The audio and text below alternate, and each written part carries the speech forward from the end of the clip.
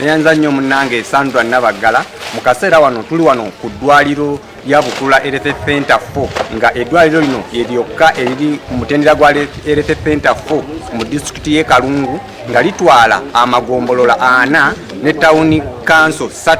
nga lyeri abalwadde bonna abalemerera mu malwaliro gonna aga gavumenti agali ku mutendera gwa Health Center 3 baleetebwa wano ku Bukulula Health Center 4 kubanga lyeri ku musingi ogwali faalo mu magombolola gonna 7 agakola Kalungu district. Mu kaseera kano ndine chairman wa district y'e Bukulula era nga Bukulula ng'egombolola eritwala eddwaliro lino era nga lirinako obuvunaanyizibwa. Chairman w'egombolola gwe tulina olwaleero ye Bazadde Kaweesa era nga tusaba atuyambeko okutulambululira eddwaliro lino engeri embeera yeririmu natya abasawo oba abalwadde bwe baba bazze mu ddwaliro lino bwe bayisibwamu. Ssentebe mu bufunze eddwaliro lino erya Bukulula Health Center 4 nga lyeri faalo kiri kitya mu ddwaliro lino. Neyanziza nnyo muganda wange Kato olw'akakisa kano akampeereddwa okuba akate nange kyenjogera. Nebaza baganda bange aba BBS timwebale nnyo okuweereza eggwanga. Amannya gange nze Bazadde Kaweesa nyanze ssentebe w'eggombolola n'ey'e Bukulula omuli eddwaliro lyaffe lino eddene mu Kalungu district okutwaliza ewamu erya Health Center 4. Okusookera ddala twebaza abasawo baffe kubanga abasawo bo tubalina era tubalina mu bujjufu naye okusoomoozebwa kwe tufunye nti nga eddwaliro lyaffe lino ery'e Bukulula osanga nti temuba ddagala kati olwaliro kanguwe gy'okulabirako nti tumaze omwezi mulamba weddaga twako mu ddifu nange ennaku z'omwezi 13 Desemba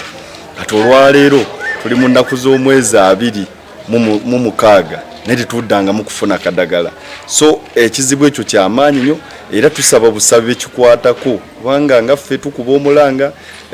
DHO waffe wa Kalungu ne tumutegeeza n'atugamba nti naye akikolako n'eddagala tetufunanga ate nga eddwaliro lino ddene nnyo baba osanga nga bwonona obulwaliro bwonona bu Health Center 2 bwe tulina ne Health Center 3 abalwadde bonna abalemererwa babasindika wano. So ne tulaba nti tufuna obuzibu bw'amaanyi nnyo okuba nti abalwadde bajja wano ate bakutawanyanga bajja waffe abakulembeze waffe abakulembeze bamanyi nti batwesiga era batulonda nga ffe tusobola okutuusa eddoboozi lyabwe. Bwe tusabira Ministry ya Health tulabe nga amalwaliro gano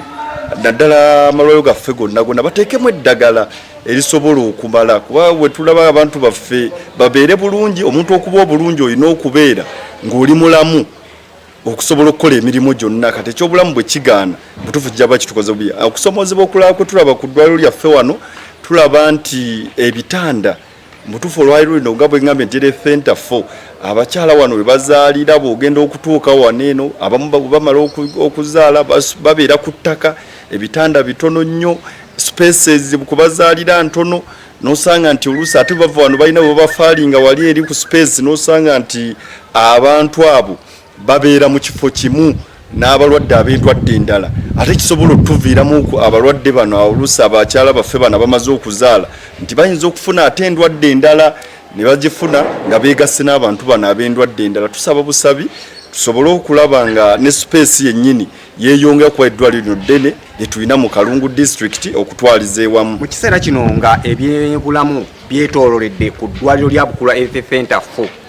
ebyobuyonjo byo biri bitya mu ddwaliro lino nga gwe omukulembeze era alina ekitebe okuliraana eddwaliro lino? Twebaza ebyobuyonjo twebaza district yatukwasizaako kubanga n'ekizibu kyetubadde tulina wano ge mazzi naye nga Kalungu district yatuyamba netuzimbirawo wano tanka y'amazzi negenda etuyambako ku kizibu ky'amazzi kubanga eddwaliro nga lino okuba nti libadde terina na mazzi n'osanga nga nayikondo gye tulina nayo nga yafa ate nga ne district nayo terina busobozi bukola nayikondo eyo naye twafunawo tanka wano nnene nnyo esobola okuyambako so ne toilet nazo